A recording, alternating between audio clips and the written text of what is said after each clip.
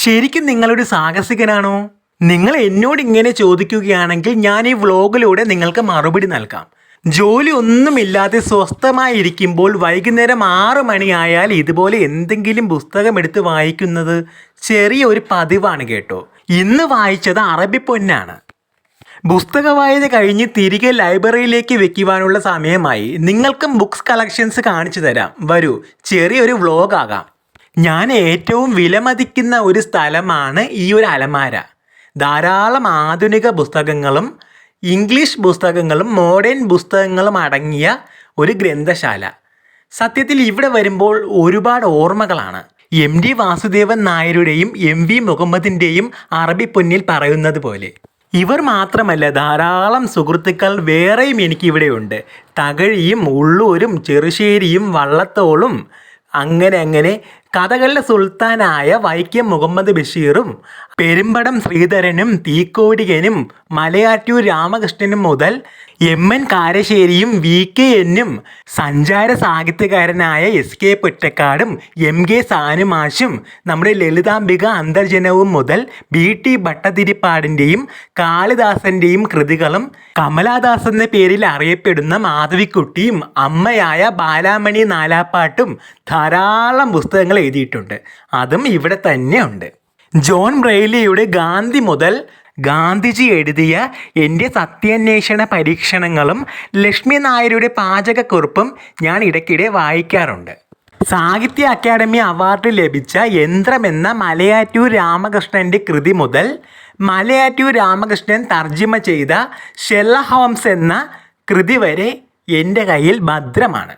TS Parameswaran മൂത്തത് രചിച്ച മഹാഭാരത കഥകൾ വളരെ മനോഹരമായിട്ടുള്ളൊരു ആസ്വാദനമാണ് നൽകുന്നത്.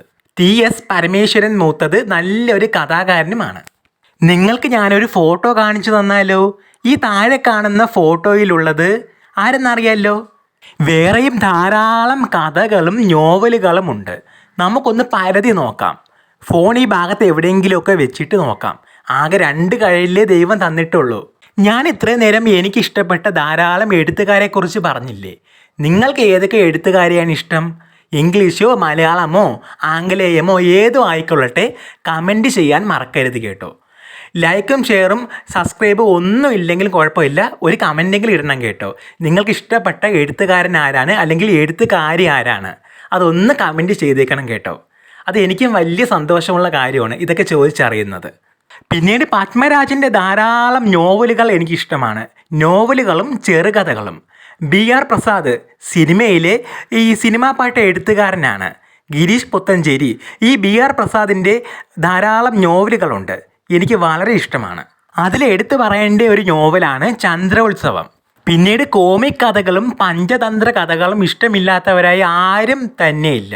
ചില ആൾക്കാർ യാത്ര ചെയ്യുമ്പോൾ ഏതെങ്കിലും ഒരു ചെറിയ പുസ്തകമെങ്കിലും കയ്യിൽ കരുതാറുണ്ട്.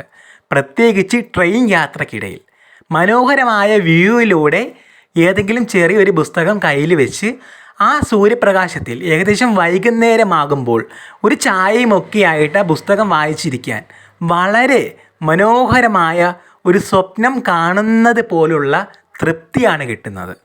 ഈ ഒരു പുസ്തകം കാണുമ്പോൾ എനിക്കൊരു സിനിമാ ഗാനമാണ് ഓർമ്മ വരുന്നത്. ആലിപ്പഴം പെറുക്കാം പീലിക്കൂട നിവർത്തി പൂങ്കുരുവി പൂവാങ്കുരുവി പൊന്നോലന്നാലിക്കുരുവി. പിന്നീട് ലോക പ്രശസ്തനായ ഓഷോയുടെ 1-2 പുസ്തകങ്ങൾ ഇവിടെ ഉണ്ട് കേട്ടോ. ഇൻഡ്യൂഷനെ കുറിച്ചുള്ളതും സെക്സിനെ കുറിച്ചും ചെറിയ രീതിയിൽ പറയുന്ന 2-3 പുസ്തകങ്ങളുണ്ട്. ഒരിക്കൽ തിരുവനന്തപുരം തമ്പാനൂർ എന്ന സ്ഥലത്തെ ഈ ബസ് സ്റ്റോപ്പിൽ നിന്നും ഈ ബസ് കയറി. യാത്ര എങ്ങോട്ടെന്നാൽ തമിഴ്നാട്ടിലേക്കാണ്. സ്ട്രെയിറ്റ് തമിഴ്നാടല്ല, നാഗർകോവിൽ എന്ന് പറയും. അവിടെ കുറച്ച് ബന്ധുക്കളുണ്ട് കേട്ടോ. അങ്ങോട്ടേക്കുള്ള ഒരു യാത്രയാണ്. യാത്രക്കിടയിൽ ധാരാളം ആൾക്കാരെ കണ്ടു. ജയമോഹൻ്റെ ധാരാളം പുസ്തകങ്ങൾ വായിക്കാനിടയായി. വൈരമുത്തുവിൻ്റെ കല്ലിക്കാട്ട് ഇതിഹാസവും അങ്ങനെ ധാരാളം പുസ്തകങ്ങളും വായിച്ചിട്ടുണ്ട്. പിന്നെ വിഷ്ണുപുരൻ നോവലുകൾ, കഥകൾ, അങ്ങനെ ഒരുപാട് പുസ്തകങ്ങൾ വായിക്കാനിടയായി. മലയാളം തർജ്ജിമ മാത്രമല്ല, തമിഴിലും ഒന്ന് വായിക്കാൻ ശ്രമിച്ചിട്ടുണ്ട് കേട്ടോ. ഞങ്ങൾ ഏകദേശം ഒരു തമിഴ് ഫാമിലി ആയതുകൊണ്ട് തന്നെ തമിഴ് നല്ല രീതിക്ക് വഴങ്ങുന്നതാണ്.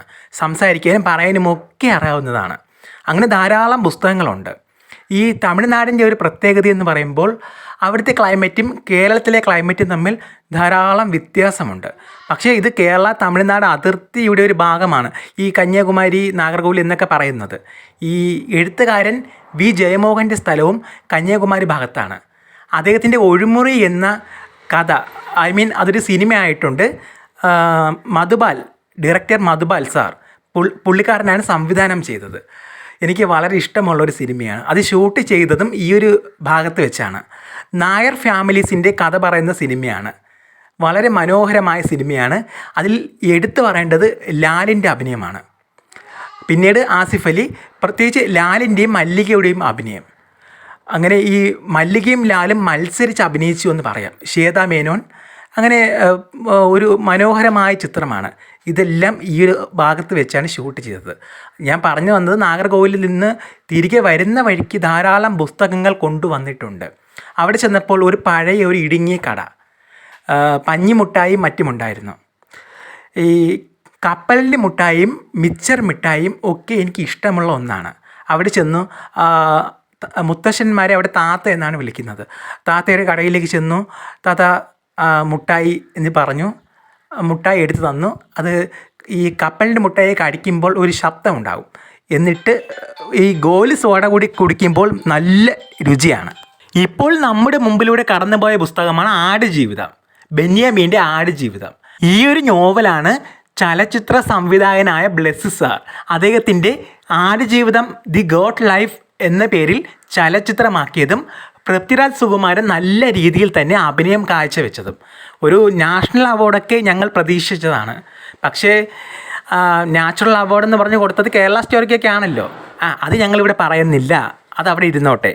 നമുക്കിപ്പോൾ ഇതിലേക്ക് കടക്കാം. കേരളത്തെക്കുറിച്ച് പറയുന്നതും കേരളത്തിൻ്റെ സംസ്കാരത്തെക്കുറിച്ച് പറയുന്നതുമായിട്ടുള്ള ധാരാളം പുസ്തകങ്ങൾ ഇവിടെയുണ്ട്.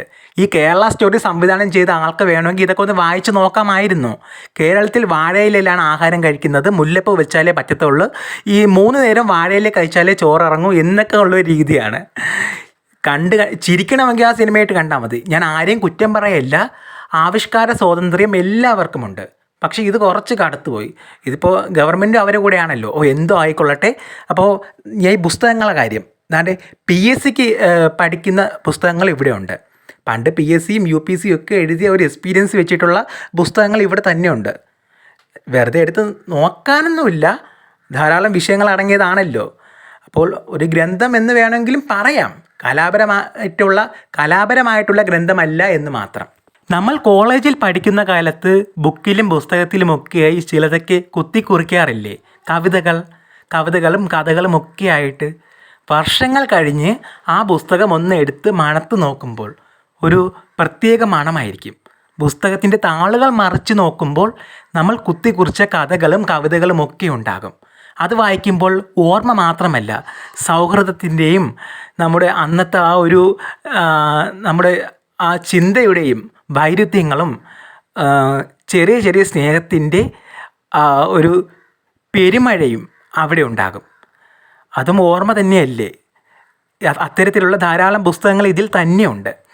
അറിവില്ലാത്ത പ്രായത്തിൽ മനോഹരമായ ഗ്രന്ഥങ്ങളിലും പുസ്തകങ്ങളിലും ഒക്കെ കുത്തിക്കുറിക്കാറുള്ളത് കൊണ്ട് തന്നെ അത്തരം പുസ്തകങ്ങൾ എടുത്ത് നോക്കുമ്പോൾ ധാരാളം ഓർമ്മകളാണ്. UA ഖാദർ എഴുതിയ തൃക്കോട്ടൂർ നോവലുകൾ മനോഹരമായ കഥകളാണ് കേട്ടോ. ആക്രി കടകളിൽ കൊടുക്കാതെ ധാരാളം പേർ പുസ്തകങ്ങൾ സൂക്ഷിച്ചു വെക്കുന്നവരുമുണ്ട്. അതും പൊന്നു പോലെ. പുസ്തകങ്ങൾ അവർക്ക് നിധിയാണ്, ഒരിക്കലും നഷ്ടപ്പെടുത്താൻ കഴിയാത്ത അറിവാണ്. അത് ഒരിക്കലും നശിപ്പിക്കരുത് കേട്ടോ. നിങ്ങൾക്ക് എല്ലാവർക്കും എൻ്റെ ഈ ചെറിയ വീഡിയോ ഇഷ്ടമായി എന്ന് വിചാരിക്കുന്നു. ഇതുപോലെ നിങ്ങളുടെ ഹൃദയം സ്പർശിക്കുന്ന മറ്റൊരു ചെറിയ കഥകളും വീഡിയോയുമായി നിങ്ങൾക്ക് മുമ്പിൽ എത്തുന്നത് വരെ എൻ്റെ എല്ലാ കൂട്ടുകാർക്കും ഹൃദയം നിറഞ്ഞ ടാറ്റാ.